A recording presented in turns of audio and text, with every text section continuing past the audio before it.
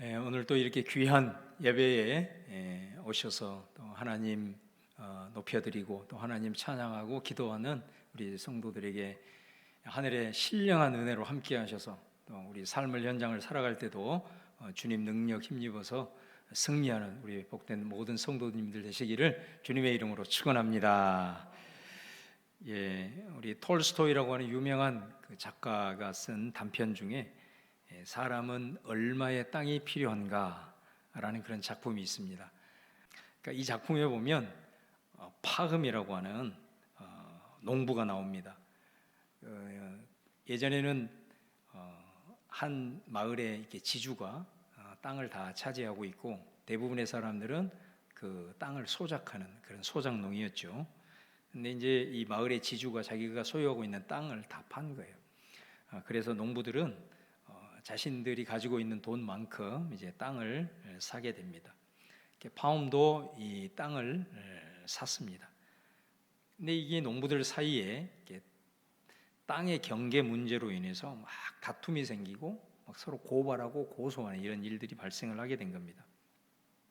그런 가운데 새로운 땅에 대한 정보를 듣게 됩니다.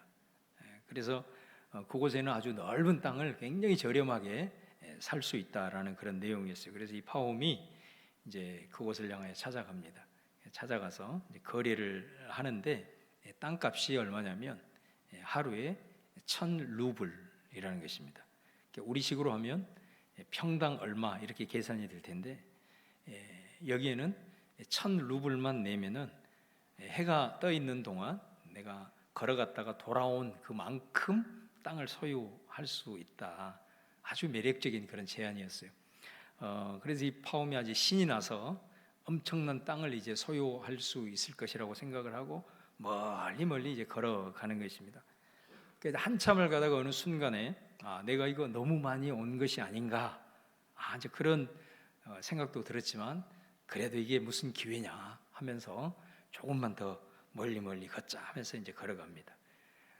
이제 해가 이제 뉘역뉘역 이제 지려고 하는 시점에 돌아가야 되겠다고 생각을 하고 이제 열심히 다시 왔던 곳으로 돌아갑니다. 왜? 경계를 지어야 바로 그곳이 자기 땅이 되기 때문에 그렇습니다. 젖먹던 힘을 다해서 이제 돌아옵니다. 그래서 해 질 때까지 이제 장소에 돌아오는 데는 성공을 했습니다만은 도착하자마자 그는 입에 피를 머금고 토하면서 쓰러지게 됩니다. 사람들은 그가 죽은 줄 알고 땅에 묻어두었습니다. 그 소설은 이렇게 마무리를 합니다. 파움이 얼마의 땅을 가졌을까? 바로 그의 머리부터 발끝까지 묻을 수 있는 땅, 그것이 파움이 가질 수 있는 땅이었다. 이렇게 마감을 하고 있습니다. 여러분, 우리 인간의 본성 중에 아주 악한 것이 하나가 있는데 그게 뭐냐면 만족을 모른다라는 것입니다. 내가 지금 가지고 있는 것이 사실 너무 많고 그 가지고 있는 것만 제대로 누리더라도 우리는 감사가 나오고 행복할 수 있다라는 거죠. 근데 인간의 그 끝없는 욕심, 탐욕 이것으로 인해서 우리가 마땅히 누려야 될 것도 누리지 못하게 하고 또 우리가 감사해야 될 것, 이 모든 것들도 다 빼앗아 가버린다라는 것입니다. 자, 오늘 우리가 봉독한 2장 13절에서 14절 말씀을 다시 한번 제가 봉독을 하겠습니다. 불의의 값으로 불의를 당하며 낮에 즐기고 노는 것을 기쁘게 여기는 자들이니 점과 흠이라.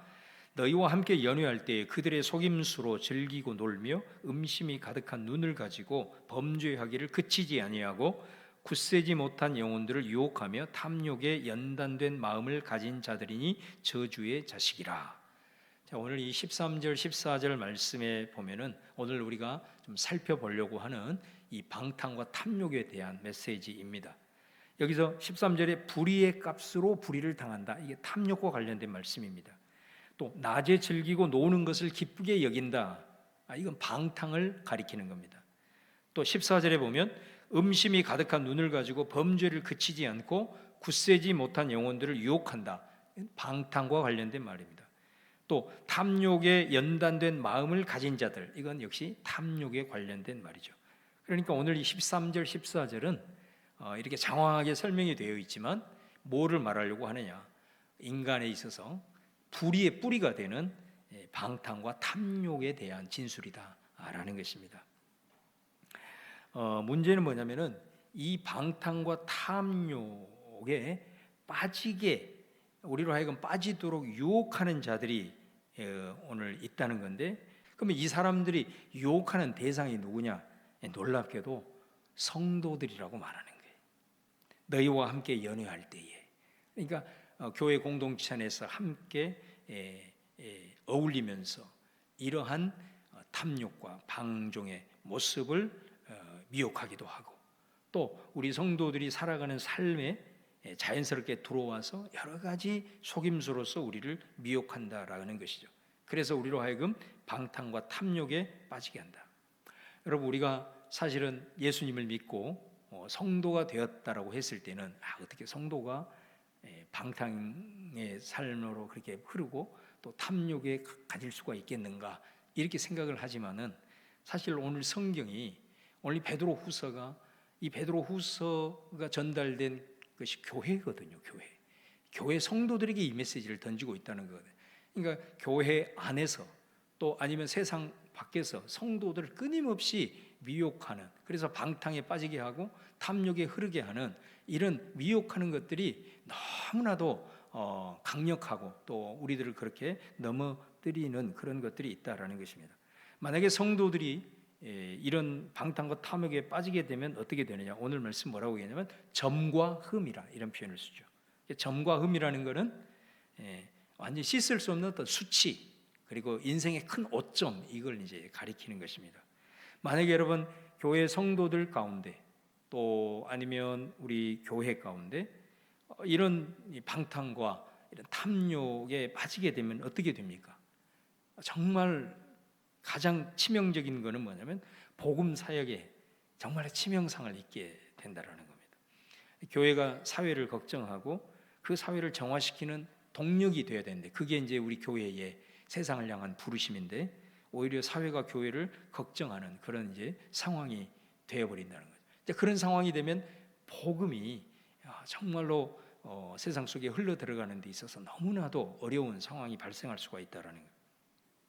이번 주에 그 한국 교회 신뢰도에 대해서 이 기독교 단체들이 연합을 해가지고 그 발표한 내용이 나왔습니다.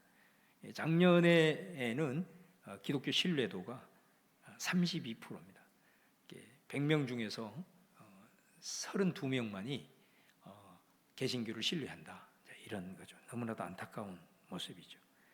근데 코로나를 거치면서 올해 이제 1월달 뭐 한 달 정도밖에 안 됐습니다만은 21%가 나왔습니다.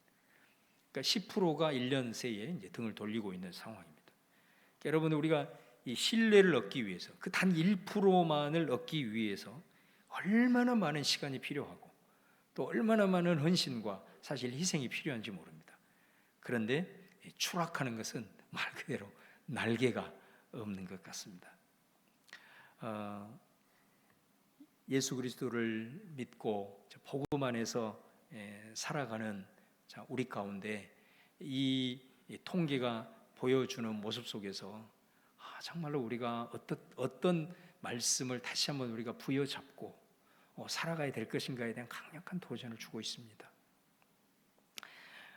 오늘 말씀은 이런 성도들을 또 미혹하는 거짓 교사들, 거짓 선지자들 뿐만 아니라 또 여기에 미혹되어서 이런 삶을 살아가는 자들에 대한 강력한 경고의 메시지가 나옵니다. 그 14절 하반절인데요, 거기에 보면 저주의 자식이라, 이런 표현을 합니다. 이 말을 공동 번역에서 보면 하나님의 저주를 받기에 알맞은 자식들입니다, 이렇게 번역을 하고 있습니다. 마치 최종 선고를 받은 주문과 같은 그런 메시지를 던지고 있습니다. 여러분, 이 베드로후서 2장을 우리가 시작을 하면서 거짓 교사들, 우리를 미혹하고 또 우리를 이렇게 탐욕과 이런 불의로 빠져들게 미혹하는 것들이, 문제가 가장 큰 것이 뭐냐면 이것이 세상의 가르침이라고 하면 우리가 그 순간에 어느 정도 딱 분별력이 생기는데, 이게 그리스도인으로 포장해서 말씀을 왜곡해 가지고 미혹하게 되면 정말 우리는 그 상황에서 혼란을 겪을 수 밖에 없다라는 것입니다. 이 베드로후서는 특별히 이 부분을 강조를 하고 있습니다. 그러니까 말씀을 선포하는 것 같은데, 또 말씀을 가르치는 것 같은데, 그 속에는 정말로 성경적이지 못하는 세속적인 생각으로 가득 차 있는데, 그것들을 교묘하게 하나님의 말씀을 도구화해 가지고 수단화해 가지고 그것을 이렇게 가르치게 되면 많은 사람들이 여기에 미혹이 되어지고 여기에 넘어가게 되고 또 그런 삶으로 이어지게 된다라는 것을 베드로후서는 특별하게 경고를 하고 있다라는 거죠. 여러분, 당시에 이 베드로후서를 받는 이 교회가 이 말씀을 받게 되는데, 이때 당시에 그 사상을 굉장히 그 주도하고 있는 철학적인 흐름이 뭐였냐면 우리가 잘 아는 에피쿠르스 학파입니다. 이 에피쿠르스 학파를 다른 말로 쾌락주의라고 해요. 그러니까 이 당시에 그 세상에서 많이 이렇게 유통되었던 그런 철학이죠. 이 학파의 창시자인 에피쿠르스가 이런 말을 했습니다. 우리가 행하는 모든 행동들의 결말은 결국 고통과 두려움에서 온전히 자유하게 되는 것이다. 이 두려움에서 해방되는 길은 쾌락이다. 그러기에 우리는 쾌락을 최고의 선으로 추구한다. 자, 이게 이제 쾌락주의, 당시에 시대적으로 통용되는 그런 아주 중요한 그런 사상적인 흐름이었습니다. 그러니까 이 말씀을 여러분 가만히 한번 읽어보면 굉장히 우리의 귀를 솔깃하게 합니다. 그런데 여러분, 성경은 뭐라고 얘기하냐면 성경 요한 1서 4장 18절 말씀에 보면요, 사랑 안에 두려움이 없고 온전한 사랑이 두려움을 내쫓나니 두려움에는 형벌이 있음이라. 두려워하는 자는 사랑 안에서 온전히 이루지 못하였느니라. 여러분, 성경은 우리가 인간의 삶을 살아가면서 우리 안에 이런 두려움과 고통을 내쫓는 것이 쾌락이라고 얘기하지 않아요. 뭐라고 얘기합니까? 사랑이라고 얘기합니다. 너무나도 다른 거예요. 그러니까 쾌락주의자들은 우리가 살아가면서 우리 안에 두려움을 내쫓고 우리 안에 염려를 내쫓는 게 뭐냐? 결국은 쾌락이다. 그래서 그걸 최고의 선으로 추구를 하는 거지만 성경은 뭐라고 얘기하냐면 우리 안에 두려움을 내쫓는 게 뭐냐? 이게 사랑이다라고 말을 하고 있는 거예요. 너무나도 다르잖아요. 여러분, 에피쿠로스가 또 이런 얘기를 해요. 신은 우리에게 아무런 관심이 없다. 우리의 분노, 친절한 감정에 영향도 받지 않는다. 그러므로 장래에 벌을 받을 것을 두려워할 필요도 없다. 왜냐하면 영혼은 죽음 후에는 없어지기 때문이다. 그리고 장래 심판 따위는 아예 없기 때문이다. 자, 이런 말을 하고 있습니다. 이게 당시의 사상을 지배하고 있는 그런 철학적인 흐름이라는 거죠. 근데 여러분, 이 메시지가 오늘 시대와도 별반 다르지 않지 않습니까? 이 메시지를 보면 얼마나 성경과 반대적인 메시지입니까? 우리 지난 시간에 구약 성경의 예를 들면서 왜 인간이 이렇게 쾌락에 빠지게 되고 타락하고 이렇게 음란하고 방탕에 빠지게 되는가? 성경은 뭐라고 얘기했습니까? 그 중심에는 종말을 부인하는 것에서다.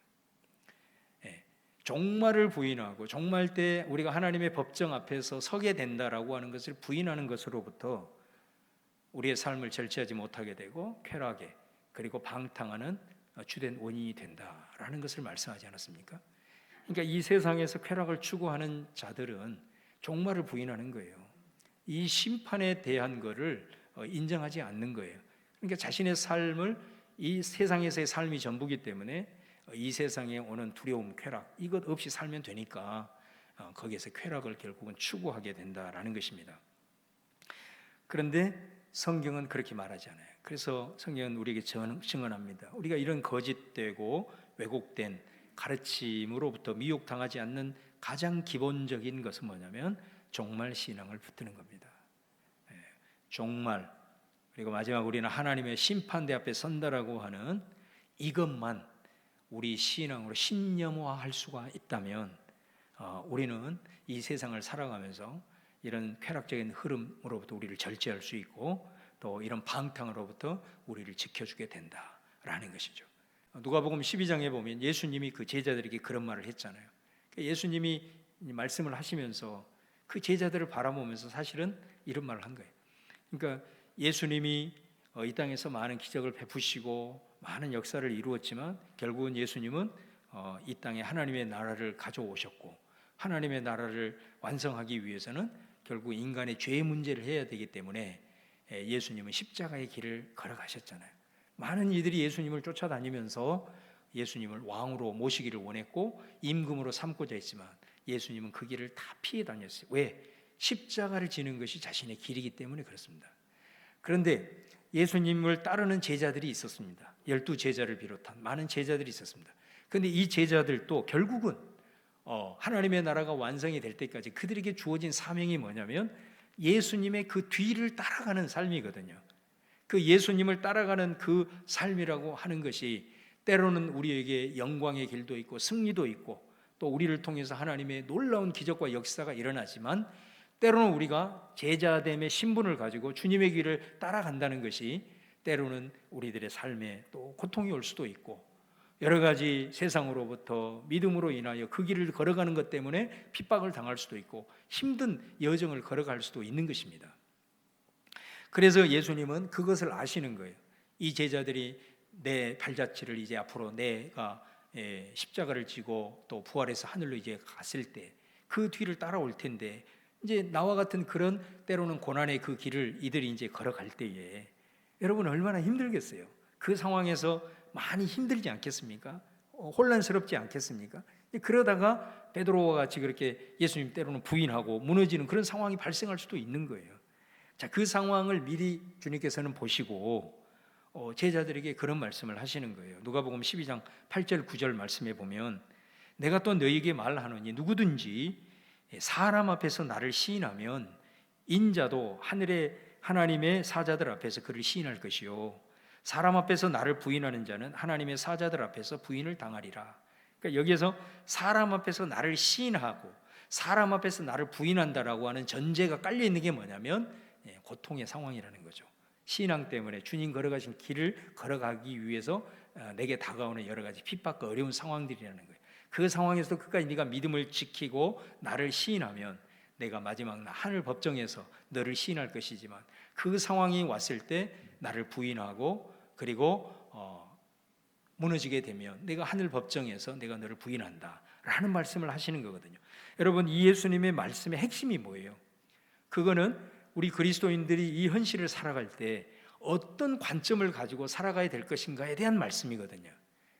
다시 말하면 우리 그리스도인들이 이 땅을 살아가면서 세상의 관점으로 혹은 현실의 눈으로 세상을 바라보는 것이 아니라 항상 우리는 세상에서 살아갈 때에 어떤 것을 결정할 때에 어떤 것을 선택할 때에 내 삶의 순간순간을 해석하는 기준이 뭐냐? 그 관점이 뭐냐면 종말의 관점을 가지고 하라는 거예요. 내가 삶을 어떻게 해석해야 되냐? 내가 지금 이 순간에 뭐를 선택해야 되냐? 이 모든 것들은 항상 종말의 시선을 가지고 그 종말의 관점을 가지고 내가 마지막 날 하나님의 그 법정에 선다라고 하는 그 관점을 가지고 이 땅을 바라보고 살아라라는 예수님의 말씀이에요.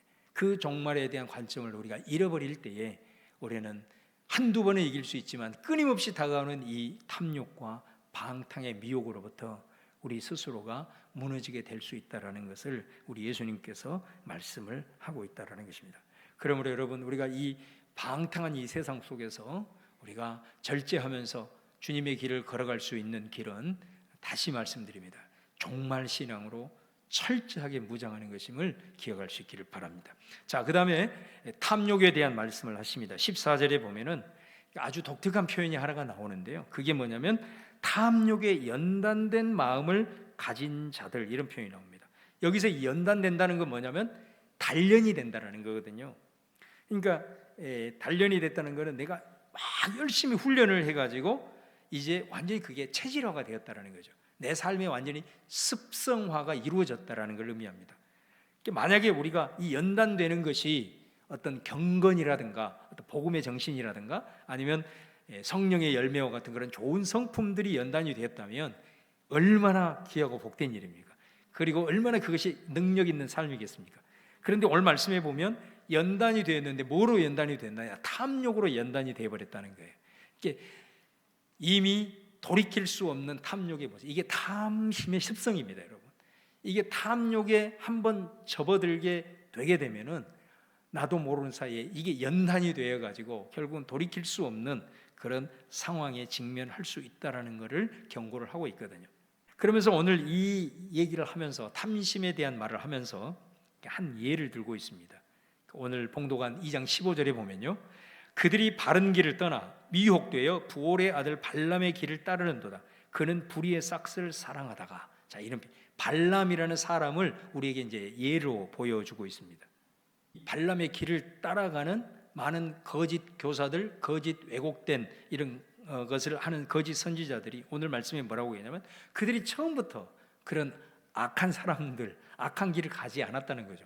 그 사람들도 처음에는 다 바른 길을 걸어가는 사람들이었고 하나님의 사람이었다라는 거예요.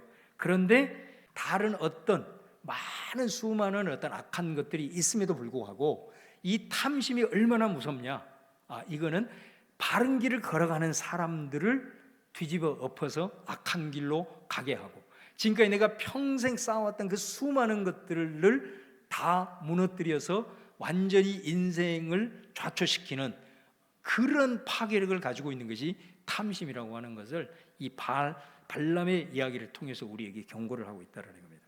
이 발람의 얘기를 좀 여러분에게 좀 해드리기를 원하는데 민수기 22장 24장에 나오면은 이 이스라엘 백성들이 이제 그 광야 생활을 거의 마지막 할 시점에 모압이라는 곳을 통과를 해야 됩니다. 근데 이 모압 왕이 이스라엘에 대한 소문을 알아요. 그래서 어떻게 하면 이 이스라엘을 우리가 막을 수 있을까 하다가 발람 선지자를 이렇게 꿰어가지고 막대한 부와 또 부귀 영화 이걸 보장해 주면서 이스라엘을 저주해 달라고 말을 합니다. 근데 이 발람이 어떤 사람이냐면 굉장히 능력자였습니다. 이 왕이 발람을 이렇게 부탁을 하면서 뭐라고 얘기하냐면 그대가 복을 비는 자는 복을 받고 저주하는 자는 저주를 받을 줄을 내가 안다. 이렇게 얘기를 합니다. 그러니까 발람이 복을 빌면 진짜 그 사람에게 복이 임하고 발람이 저주하면 그 사람이 저주를 받는다는 것은 왕이 인정할 정도로 검증된 사람입니다. 그러니까 이런 부탁을 하는 거죠. 자, 그랬을 때 이 처음에 엄청난 금은 보화를 가지고 그 직위를 약속을 해주고 왔을 때 이 발람은 그거를 거부합니다. 그리고 그 사람들을 돌려보내요. 근데 이 왕이 거기에 포기하지 아니하고 더 높은 고위 관직 있는 사람들을 보내가지고 더 미혹을 하게 됩니다. 그러니까 이제 이 사람이 보내야 되는데 그냥 하나님께서 이미 모압이 이런 생각을 갖고 있다는 걸 발람에게 이미 말씀을 하셨어요. 너는 절대로 이스라엘을 저주해서는 안 된다라고 하나님의 음성까지 다 들었어요. 선지자니까 그러겠잖아요. 그럼에도 불구하고 이게 더 관직이 높은 사람들이 와서 이렇게 회유를 하니까 이 사람이 흔들리는 거예요. 그래가지고 오늘 너희들 가지 말고 여기서 잠을 자라. 내가 오늘 혹시 밤에 하나님이 내게 무슨 말을 할까 내가 한번 들어보겠다. 벌써 이미 미혹이 되기 시작한 거예요. 이 사람은 그 말 자체가 그렇게 해가지고 어떤 하나님이 그런 말씀을 하실 리는 없겠죠. 근데 이 사람이 어떤 결정을 하냐면 그 사람들과 따라갑니다. 이게 따라가는데 결국은 따라가서도 이스라엘을 저주하지 않습니다. 결국 이스라엘을 축복을 합니다. 하기는. 그런데 이 사람이 그 사람들을 따라갈 때 어떤 희한한 일이 발생하냐면 오늘 이제 성경에도 나와 있지만 이 발람이 나귀를 타고 가는데 나귀가 가던 길에서 벗어나는 거예요. 그러니까 이게 제대로 길을 가야 되는데 벗어나니까 발람이 막 채찍을 가지고 나귀를 때립니다. 놀라운 것은 뭐냐면요, 왜 나귀가 제대로 길을 걸어가다가 이 다른 길로 벗어나게 됐느냐? 나귀가 본 거예요. 짐승이 본 거예요. 뭘 봤냐면 그 길 앞에 여호와의 사자가 칼을 들고 그 길을 못 가게 막고 있는 거를 이 짐승이 본 겁니다. 근데 누구는 못 봤어요? 하나님의 선지자인, 하나님의 기묘한 것, 하나님의 말씀을 듣고 보는 선지자는 못 보는 거예요. 그러니까 이거는 뭐를 의미하냐면 탐욕에 사로잡히게 되면 첫 번째로 나타난 현상이 뭐냐면 영적으로 민감함이 이루어져 버립니다. 영적으로 분별력을 잃어버립니다. 하나님께서 영적으로 이미 분별력을 잃어버린 이제 그가 그 사람들을 따라갈 때에 다시 한번 상황을 통해서 말씀합니다. 상황을 통해서 딱 가로막는 거죠. 그런데 이 사람은 거기에서도 상황을 통해서 말씀하시는 음성도 듣지 못합니다. 그래서 결국은 이제 가게 돼요. 가서 아까도 말씀드린 대로 하나님이 했던 분명한 말이 있기 때문에 결국은 이스라엘을 저주하지 않고 축복합니다. 그래서 이 모압 왕이 열받아 가지고 일단 돌려보냅니다. 근데 이것으로 끝난 것 같은데 그게 아니에요. 25장을 바로 시작을 하면서 어떤 사건이 벌어지냐면 이스라엘 백성들 남자들이 모압의 여인들과 음행을 하는 사건이 벌어집니다. 음행을 하다가 모압이 섬기는 우상까지 숭배하는 이런 일들이 벌어지게 되어서 하나님이 그들에게 큰 전염병을 보내가지고 수많은 사람이 죽임을 당하게 되는 이 사건이 발생을 하게 됩니다. 그런데 놀라운 게 뭐냐면 이 전략이 누구에서부터 나왔냐? 발람에게서 나왔다는 겁니다. 그러니까 발람이 하나님께서 너 이스라엘 백성 저주하면 안 돼 그렇게 말을 했기 때문에 그 하나님의 음성은 선지하기 때문에 지킨 거예요. 그런데 그것으로 끝난 게 아니고 이 발람이 발락 왕에게 이 전략을 꾀를 내 가지고 이스라엘을 무너뜨리게 했다라는 것입니다. 그래서 나중에 이 일로 인해서 하나님께서 모세에게 뭐라고 얘기하냐면 이스라엘을 무너뜨리게 했던 그 모압과 그 동조했던 미디안을 쳐라 그렇게 얘기를 할 때 모세가 그 미디안을 칠 때에 민수기 31장 8절 말씀에 보면은 그때 발람 선지자도 같이 죽입니다. 그러면서 그 발람이 죽은 이유에 대해서 31장 16절 말씀에 보면 이런 말씀을 해요. 보라, 이들이 발람의 꾀를 따라 이스라엘 자손을 부올의 사건에서 여호와 앞에 범죄하게 하여 여호와의 회중 가운데 연병이 일어나게 하였느니라. 이게 발람의 꾀였다라는 것을 보게 됩니다. 그러니까 그 탐욕, 하나님이 말씀했기 때문에 거기는 그것은 저주는 안 했지만 바로 그 사건 이후에 그 어마어마한 금은 보화에 미혹되어서 이 전략을 줌으로 말미암아 이스라엘이 무너지게 하는 그런 결정적인 역할을 했다. 사랑하는 여러분, 우리가 이 탐욕을 이기지 못하면 영적으로 둔감해져요. 우리가 봐야 될 것, 분별해야 될 것, 분별하지 못합니다. 영적인 민감함이 사라지기 시작한다는 거예요. 그러니까 여러분 가운데 혹시라도 지금 내 안에 이게 영적인 민감함과 분별력이 없는 거예요. 이제 그렇다고 한다면 이 부분을 한번 깊이 생각해 봐야 돼요. 탐심이라고 하는 것이 꼭 물질에만 국한되는 게 아닙니다. 이게 명예도 그렇고 권력도 그렇고 사실 우리들 살아가는 모든 삶의 영역에 자리 잡고 있다는 걸 우리가 알아야 되고요. 그 다음에 두 번째는 탐심의 파괴력을 꼭 기억을 하셔야 됩니다. 제가 다음 주에 이 모든 것을 다 이제 요약을 하면서 하나님의 말씀을 더 증거하겠지만 이 탐심과 관련된 구호가 있어요. 구호. 자, 한번 제가 한번 따라서 해보겠습니다. 어떤 구호가 있냐면 내 시작은 창대하였으나 내 나중은 심히 미약하리라. 여기서 많이 들어본 말씀이죠. 욥기에 보면 우리 식당에 가면 걸어놓은 말씀이 있잖아요. 내 시작은 미약했으나 네 나중은 창대하리라. 이 탐심은 그 반대입니다. 네 시작은 창대했으나 네 나중은 미약해지리라. 또 탐심은 여러분 어떤 것이냐면 나만이 아니라 다른 사람들을 미혹하고 무너뜨리게 하는 그런 아주 큰 문제가 된다라는 것입니다. 그래서 하나님이 이걸 우상 숭배로 갈 만큼 악한 것으로 규정을 하고 있는 것을 볼 수가 있습니다. 그렇다면 방탕을 이기는 가장 기본이 정말 신앙으로 무장하는 것이라면 탐심을 이기는 길이 뭘까? 우리 근본의 이 불의의 가장 근본의 뿌리, 그리고 바른 길을 걸어가는 사람들도 일시 무너뜨릴 수 있는 이 탐심으로부터 우리가 이길 수 있는 길이 뭘까? 저는 이 해답을 찾기 위해서 계속해서 묵상을 하다가 로마서 12장 2절, 자, 우리가 삶으로 하나님 앞에 예배하는 가장 중요한 말씀 중에 하나거든요. 자, 이 말씀을 통해서 여러분에게 탐심을 이기는 말씀으로 제시하고자 합니다. 이 말씀을 같이 한번 읽어보겠습니다. 시작. 너희는 이 세대를 본받지 말고 오직 마음을 새롭게 함으로 변화를 받아 하나님의 선하시고 기뻐하시고 온전하신 뜻이 무엇인지 분별하도록 하라. 여러분, 여기 말씀에서 하나님의 뜻이 무엇인지를 분별하도록 해라. 그럼 우리가 하나님의 뜻을 분별할 수 있는 길이 뭐예요? 그는 말씀이지 않습니까? 하나님의 말씀을 모르고는 하나님의 뜻이 뭔지를 우리는 절대 알 수가 없는 거죠. 자, 이 하나님의 말씀을 통해서 우리가 분별을 한다는 것은 뭐를 의미하겠습니까? 내가 탐심에 빠졌어요. 내가 이런 죄악 가운데 넘어져 있어요. 그래도 분별을 못합니다. 왜? 말씀이 없으면 분별이 안 되는 거죠. 말씀을 통해서 내 자신을 비추어 봐야 내가 이런 지금 오류에 빠져 있구나, 내가 이런 연약함 가운데 있구나, 내가 이런 죄 가운데 있구나. 말씀이 등불이 되어서 우리 가운데 어두움을 비춰줄 때만이 하나님의 뜻이 이런 것이구나 라고 이제 분별이 되는 거죠. 분별이 되면 우리는 어떻게 합니까? 오늘 말씀처럼 우리의 마음을 새롭게 하게 되죠. 그잖아요. 우리가 이게 하나님의 뜻이다 그러면 예수 그리스도를 믿는 사람은 어제까지 내가 무너졌어도 오늘 이 시간 다시 한번 이 말씀을 통해서 내 자신의 마음을 새롭게 하게 됩니다. 자, 그러면 어떤 역사가 일어나느냐? 변화를 받아. 변화는 이렇게 되는 것입니다.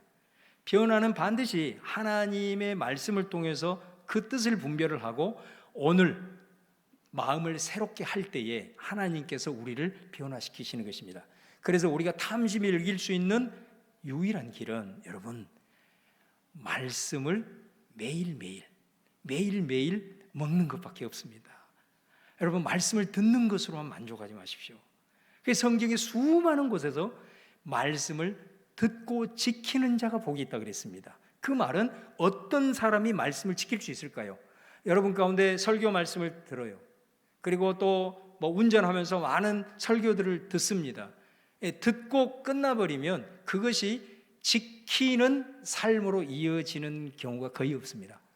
하나님의 말씀을 듣고 그 말씀을 곰곰이 되씹어서 묵상을 하게 될 때에 마음을 새롭게 함으로 변화받는 지키는 역사가 일어난다라는 거죠. 내가 스스로 하나님의 말씀을 수동적으로 듣는 것만이 아니라 말씀을 읽고 그 말씀을 묵상하고 무엇보다도 매일매일 조금씩이라도 그 말씀을 생명의 양식으로 취할 때에 이 모든 탐심이 우리로 하여금 들어올 틈을 막게 되는 것입니다.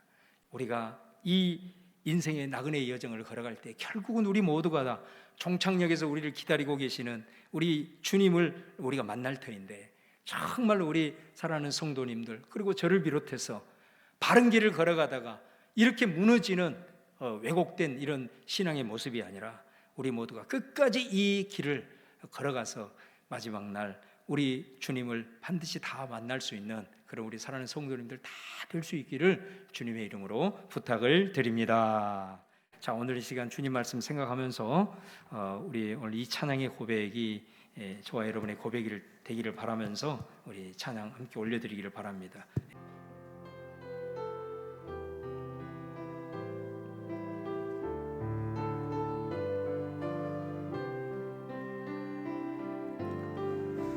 비바람이 앞길을 막아도 나는 가리 주의 길을 가리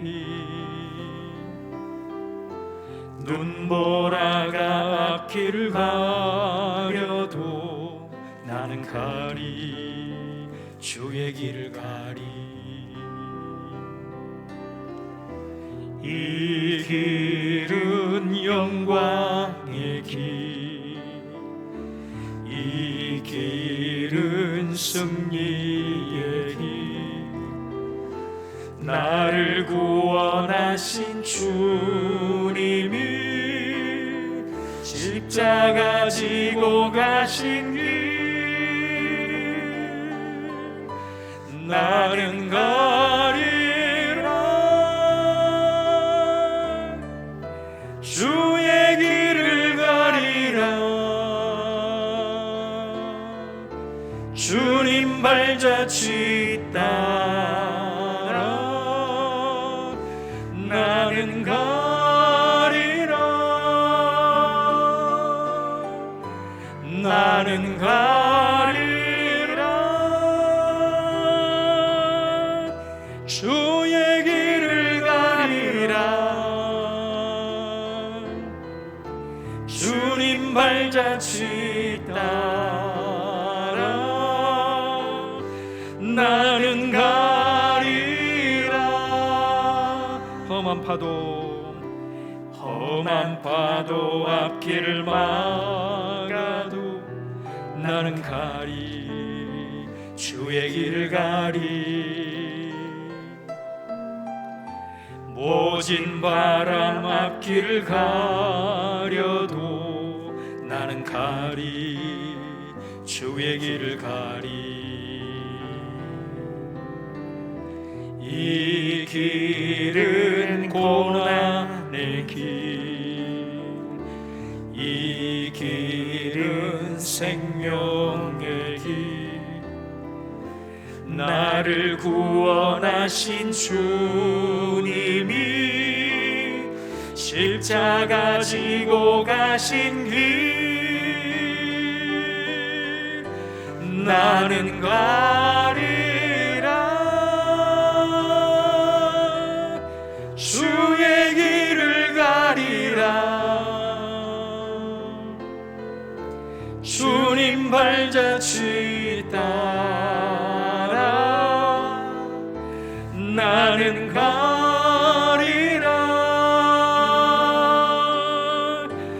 나는 가리라. 주의 길을 가리라. 주님 발자취 따라 나는 가리라.